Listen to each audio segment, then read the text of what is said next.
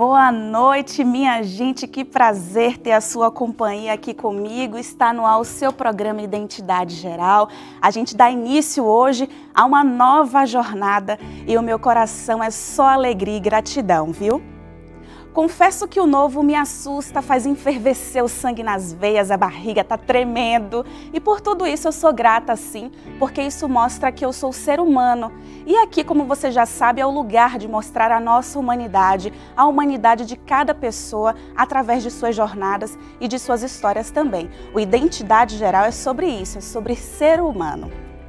Hoje eu quero te convidar para estar aqui comigo de segunda a sexta, sempre às 11h30 da noite, tá bom? Com boas conversas, boas histórias, experiências inspiradoras que prometo, minha gente, vão agregar e muito na vida de vocês. E já repararam nesse novo cenário? Olha só que coisa mais linda! Tudo preparado para você, meu coração não aguenta e aqui também agora vai ser a sua casa.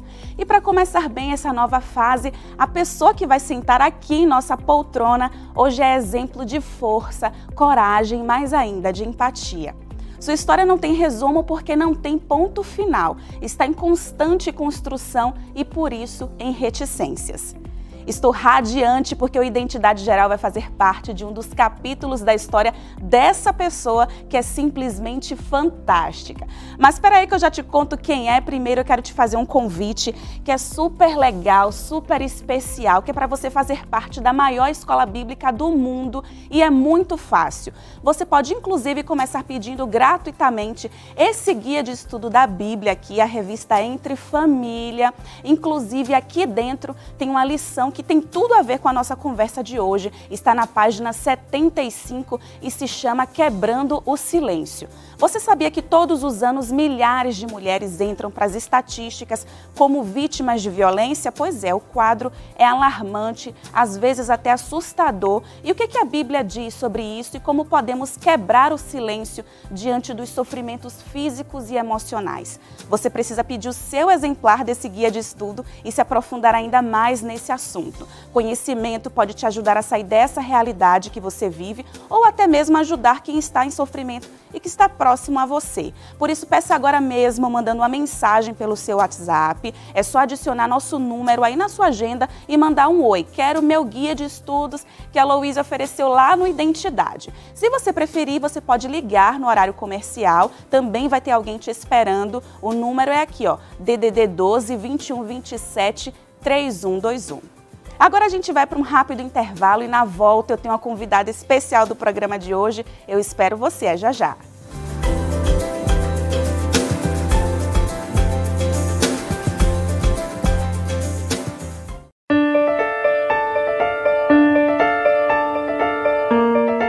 Como prometido, foi um intervalo bem rapidinho e sem mais delongas, já quero chamar aqui a minha primeira convidada dessa nova jornada. É com muita alegria, Cândida Magalhães, minha amiga. Que prazer ter você aqui. É todo meu. Sinta-se à vontade, a casa é sua. Tem uma poltrona especial aqui para você, minha amiga. Que maravilha, por favor. muito obrigada. Olha, você não tem noção da honra que é a minha de entrevistar você aqui. E assim, eu estou muito feliz, viu, Cândida? Ainda mais hoje, porque para mim é um marco na minha carreira. Estou aqui nervosa, um frio na barriga, completamente vulnerável.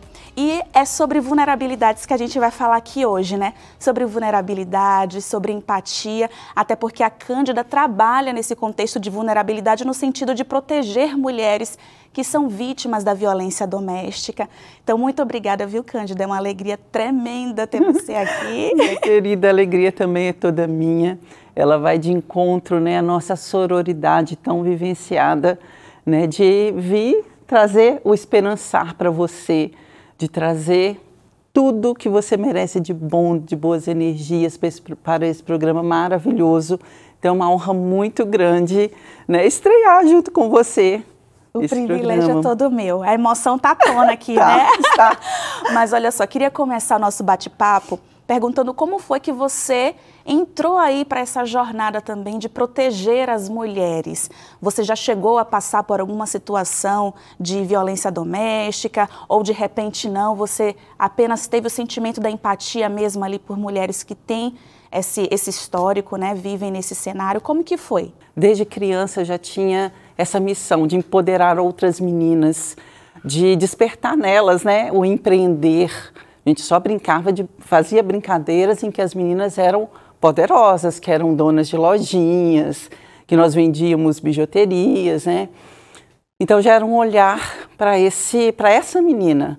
E bom, claro, os anos vão passando, a nossa missão de vida vai ficando mais transparente ainda no nosso compromisso.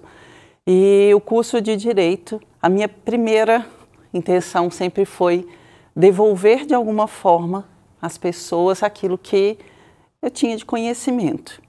Mas quando eu penso em uma mulher em situação de violência, uma menina em situação de violência, né, como você bem disse, essa vulnerabilidade ela não é social, ela é uma vulnerabilidade ampla. Eu pensei, poxa, eu tenho muito a devolver, na verdade, eu tenho muito a fazer, porque nós moramos, né, num país que mais mata mulheres em todo o mundo, a gente é o 5º país que mais mata mulheres, e a minha missão foi identificada logo de início. Então tem muitos anos que eu até brinco, eu faço só isso, não, eu faço tudo isso que é dedicação exclusiva ao combate, enfrentamento a todas as violências que nos atingem na condição de mulher e de meninas. Eu acho muito bonito quando você fala, porque é um exemplo de como a gente pode, de fato, exercer a nossa cidadania, né? Compreender que todo mundo tem esse papel e essa responsabilidade diante do outro. E outra coisa que me chamou a atenção na sua fala foi a expressão empoderamento, porque muitas vezes isso está associado à luta de gêneros, como se a mulher tivesse que se sobrepor a um homem, mas, na verdade, a questão do empoderamento é justamente a gente compreender o nosso papel enquanto mulher, o nosso papel e a nossa importância diante da sociedade, e esse empoderamento pode nos libertar desse contexto de vulnerabilidade. Inclusive, a Cândida pode até explicar isso melhor, né, Cândida? A palavra empoderamento já foi um modismo, está em todas as falas, né? Mas ela é extremamente complexa quando a gente pensa também na nossa história de mulheres. Né? Nossa história foi uma história de muitas perdas ou não inclusões, melhor dizendo. Né? O ordenamento jurídico, por exemplo, ele já considerou a mulher parcialmente incapaz. O ordenamento jurídico já autorizou defesas de legítima defesa da honra ao matar uma mulher. Né? Nós não tínhamos independência civil praticamente nenhuma. Inclusive, a questão da conta bancária é uma decisão recente, né? Da mulher conseguir abrir sua própria conta sem autorização do marido. Sem outorga marital, né? Tudo isso foi essa falta de empoderamento, que é o poder sobre si, o poder sobre a sua vida, né? De fato, não é uma competição de gênero, pelo contrário. Essa é uma luta de todos nós, homens e mulheres, né? Num contexto de reescrever essa história de tantas perdas, de não inclusão da mulher e trazer esse empoderamento em perspectivas amplas, né, no mercado de trabalho, na perspectiva do direito, como eu citei, né, em exemplo, na perspectiva social, do lugar da mulher, e aí a gente cai, claro, no calvário da violência, porque a ausência desse empoderamento, ele nos leva ao cenário da violência, do próprio feminicídio. Né? É um caminho realmente sem volta, né? A gente só vai esbarrar aí. Na prática, como é que a gente pode entender isso? Eu posso citar como exemplo, por exemplo, a mulher que não tem trabalho, não tem renda, por exemplo, e aí por isso ela acaba se submetendo, sendo mais difícil para ela sair daquela situação de vulnerabilidade. É isso? Não, eu não vou nem mencionar essa questão social, porque a violência contra a mulher, ela não tem uma classe social, ela atinge qualquer nível de mulher, tanto a parte acadêmica quanto a posição em que ela ocupa na sociedade, então é para qualquer mulher. Quando eu digo essa ausência do empoderamento, é porque a mulher ela é tida como posse, né? Se é uma mulher que não tem direitos, e aí qualquer uma de nós, Sim, ela é um objeto, ela já está naquela relação como posse daquele homem que já tem aquele perfil agressor, que aprendeu também, porque a gente tem um determinismo dos papéis sociais, e nesses papéis sociais nos coloca nessa condição, a condição do homem também agressor, né? E aí se desencadeia esse processo de violência. Claro que quando essa mulher ainda está afastada do mercado de trabalho, que ela não tem oportunidades, o mecanismo de saída é muito mais difícil, mas extremamente possível. É sempre importante dizer isso, né? Essa é uma luta extremamente possível, né? O feminicídio também, ele é um crime evitável. Tem muita coragem de falar isso, porque a gente vivencia essa luta de dizer que o feminicídio é um crime evitável. Então, quer dizer, toda essa ausência, né, de empoderamento nos coloca num cenário de violência, mas aí não é só social. E hoje, como é que você tem atuado nesse contexto de proteção a essas mulheres? Sim, estar secretária de políticas públicas para as mulheres, na verdade, é um presente, né? Um presente. O nosso prefeito lá em Jaú, o Ivan Cassaro, quando fez esse convite, foi aceito assim com o coração de muita gratidão, porque é uma oportunidade de fazer aquilo que eu acredito, e aquilo que é legal também, né? Ser transformado em massa. A gente consegue alcançar todas as mulheres. Isso é muito importante, porque tudo isso que a gente está falando, claro que se você faz a transformação na vida de uma mulher, é uma vida. Mas se você tem a oportunidade de fazer essa transformação na vida de todas que estão nesse cenário de violência, é gratificante. E qual que é o ponto de partida para essa transformação? Eu sei que lá vocês, por exemplo, têm um trabalho de acolhimento dessas mulheres, assistência jurídica, psicológica. Conta mais um pouquinho para a gente. Sim. Preciso pontuar, né? O Brasil é um país de muitas omissões nas políticas públicas para as mulheres. Quando a gente fala de violência, a gente fala também na perspectiva de não atendimento, que é o básico, de não implantação e investimento em políticas públicas, e por isso respondemos a números assustadores, né? Então, quando a gente fala dessa implantação de políticas públicas e da efetividade da Lei Maria da Penha, é colocar de fato tudo em prática, e não é só o atendimento. O atendimento é uma ponta extremamente necessária, mas identificar todo o cenário e construir políticas públicas para aquele lugar, né, mediante mapeamento, e foi isso que fizemos. Eu mapeei toda a violência existente em Jaú. Nós conhecemos todos os casos de violência que acontecem na cidade e a gente atua pontualmente em cada um deles quando se trata de um cenário mais complexo. É uma cidade de quantos habitantes, mais ou menos? Em média, 150 mil habitantes. De médio porte a cidade. Né? O estado de São Paulo, agora, saiu recente, né, o seguinte dado: no primeiro trimestre nós tivemos 140 feminicídios, mais de um feminicídio por dia no estado de São Paulo. E graças a inúmeras políticas públicas implantadas em Jaú, nós não temos feminicídio há mais de 1 ano e 6 meses. Olha só que coisa, que é festejado diariamente por mim e por toda a equipe, né? Que esse é um trabalho de equipe, é um trabalho de todas nós da Casa da Mulher Jauense, mas celebramos todo dia.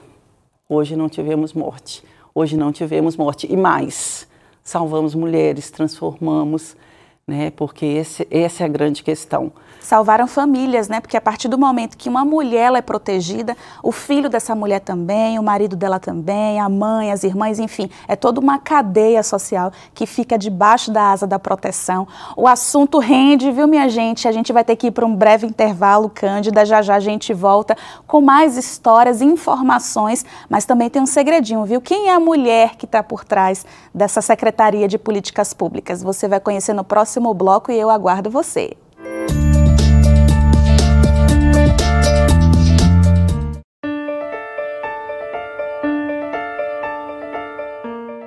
Já estamos de volta e eu recebo hoje, nesse programa super especial, a Cândida Magalhães, que é secretária de Políticas Públicas da cidade de Jaú. E ela está aqui compartilhando com a gente a trajetória profissional dela no combate à violência doméstica. Você estava falando no bloco anterior sobre um índice que é espetacular, né? De mais de um ano que a cidade não vê casos de feminicídio e às vezes a gente até se pergunta, será que isso é possível aqui no Brasil? Será que isso é possível porque é uma cidade que está no interior? O que é que você acha sobre isso? Qual que é a sua opinião sobre o cenário geral aqui no país? Esse dado tão importante que eu trouxe e pode ser até subnotificado, porque nesse momento pode ter mulheres desaparecidas que não foram contabilizadas e estão mortas. Que é uma situação grave essa questão Gravíssimo. da subnotificação, né? Gravíssimo. E não se trata de uma cidade pequena ou de menor porte. O Centro-Oeste Paulista, né, onde o Jaú está localizado.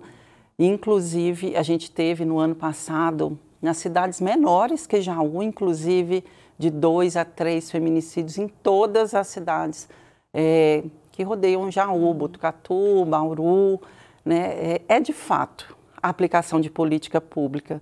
Aquela frase corajosa, o feminicídio é evitável, ele é. Né? Quando a gente chega nessa cena, que é o ápice da violência contra a mulher, a gente tem que se perguntar, o que não foi feito?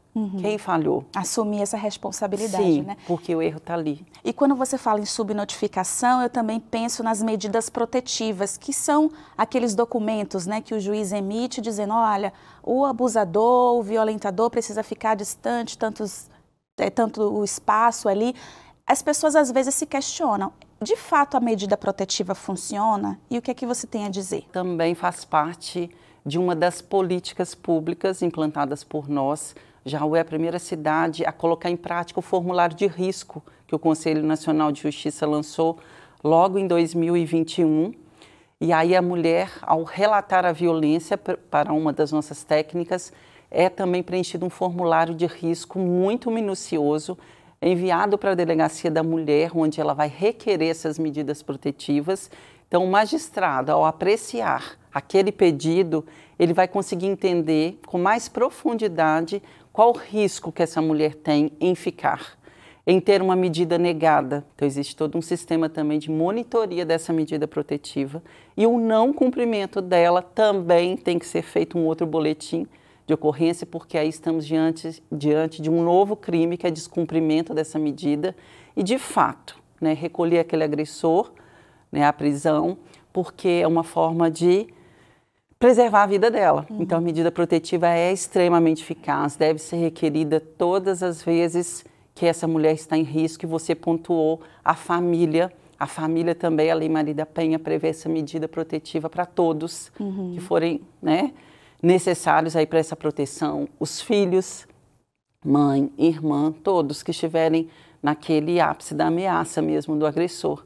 E isso é muito importante a gente falar, porque de fato a mulher que está inserida nesse contexto de violência, ela de repente sente o medo, né? De repente não, na maioria dos casos ela sente o medo de denunciar. E aí depois se ela sofrer uma represália. Mas a gente tem aí esse mecanismo jurídico, esse respaldo pela lei das medidas protetivas, e a mulher precisa ter essa coragem, né? Por mais difícil que seja, e buscar esse apoio que eu acredito que nas cidades devam ter aí, né?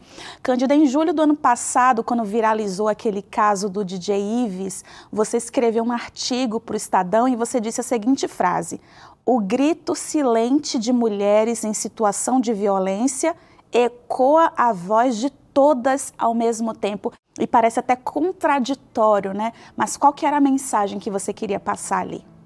Eu estava me vendo nesse lugar, porque eu me entendo como um instrumento, né? E esse silêncio que as mulheres permanecem no momento da violência, nós que estamos fora desse cenário da violência propriamente dita, a gente precisa ouvir essa voz dela e falar por ela muitas vezes. E quantas vezes falamos por elas e de repente elas começam a falar também, porque elas percebem, não, é meu basta. E aí pronto, a gente já libertou. Né? Então esse silêncio precisa ser ouvido por nós, por toda a sociedade. Eu até, né, no momento que a gente está capacitando equipes, a gente sempre fala, essa violência pode ser que ela não chegue verbalizada, ela chega numa troca de olhar às vezes. Quando se trata de criança, ela chega um pedido de socorro por um desenho, Sim, verdade. por frases. Enfim, a sensibilidade, ela é tudo para ouvir essa voz silenciada. Teve, inclusive, um caso recente que ganhou repercussão midiática de uma criança que ela anotou num bilhete e entregou para uma autoridade da escola dela, dizendo que ela estava sendo vítima de assédio, de violência por parte do padrasto. E aí, o que a gente faz? Ou eu, de repente, estou escutando na minha janela da minha casa os gritos de uma mulher, uma briga, eu posso ligar, eu posso denunciar, a denúncia só vai ser efetiva se ela mesma denunciar. O que a gente pode fazer? Acho que a pandemia não trouxe só o caos, ela trouxe também casos positivos. E um deles foi a visibilidade da sociedade em relação a essa violência doméstica e familiar. A sociedade começou a se incomodar à medida que estava dentro das suas casas. Opa, estou ouvindo isso, nossa, percebo que tem uma violência naquele lar.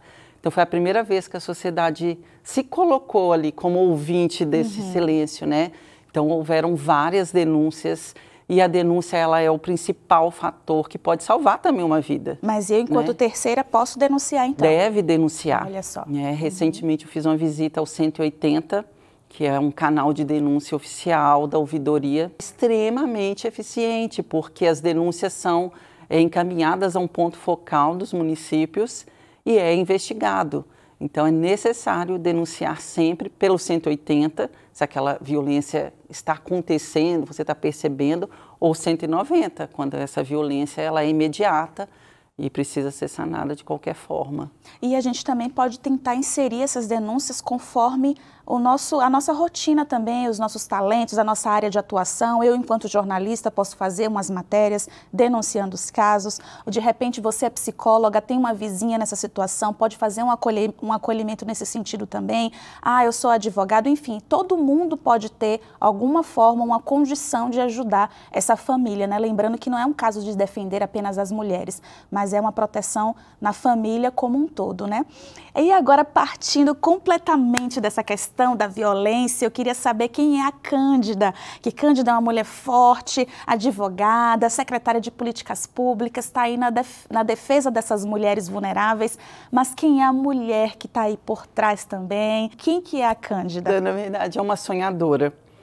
Talvez eu morra sonhadora, né? E que bom, esse é meu lugar mesmo. Eu preciso sonhar com um mundo melhor, né? Quando eu faço por essas mulheres, eu recebo muito mais do que você imagina, né? É uma doação, assim, fantástica. Eu transformo, eu falo que a gente recupera asas de mulheres, aponto para o céu e falo, voe, né? Eu sou também uma mulher mãe, uma mulher filha, esposa, eu sou uma mulher amiga, né? Eu reúno muitas mulheres dentro de mim. E trago muitas das mulheres da minha vida, minha mãe, a minha avó, minhas avós, imagina, né? As mulheres que passaram pelo meu caminho, a minha filha, o meu filho. Eu carrego muitas mulheres em mim e muitos homens, homens que transformam também, que edificam, né? A gente falou muito na figura da mulher, o quanto o homem também ele é fundamental nesse papel, né, de uma sociedade igualitária, numa sociedade mais justa. Você se fortaleceu através do apoio do seu esposo, né? Sim, claro, o tempo todo, né? Os meus filhos são os meus maiores apoiadores, é por eles, né? Tudo isso também, para construir histórias para que meus netos, minha geração conte, né? Eu acho que nós temos uma missão aqui, né? E essa missão ela precisa deixar histórias, não apenas viver a minha vida. E as minhas fragilidades eu sempre entrego, é o momento que eu deito ali no colinho de Deus e coloco tudo, né? Ela sempre acontece na minha casa, no mais íntimo momento com Deus, e é meu lugar de fragilidades, né? E é um momento que eu também saio muito forte desse lugar de cuidado de Deus, né? De zelo. Então é tudo isso. E que bom que a gente tem esse cantinho, né, Cândida? Porque ninguém é forte o tempo todo, tá tudo bem a gente ter as nossas fragilidades. Hoje, no início do programa, eu falei das minhas vulnerabilidades começando hoje. E tá tudo bem, a gente tem esse Deus que nos acolhe, que nos compreende e uma a outra, uns aos outros podem se ajudar nesses momentos. Cândida, muito obrigada. Olha, quando eu te conheci foi um grande privilégio meu, porque você agregou muito à minha vida. Em outros momentos também de dificuldade, de vulnerabilidade minha, eu recorri à Cândida e a Cândida, com todo o amor e de braços abertos, me acolheu. Então eu te agradeço demais. É muito importante que você esteja aqui me apoiando nessa nova jornada. Muito obrigada, viu, Cândida? A semana está só começando, muitas emoções, muitas lições e aprendizados. Eu tenho certeza que você, assim como eu, vai aprender demais. Então eu aguardo a sua companhia amanhã, às 11h30 da noite, aqui na TV Novo Tempo. Um cheiro, minha gente. Obrigada, amiga.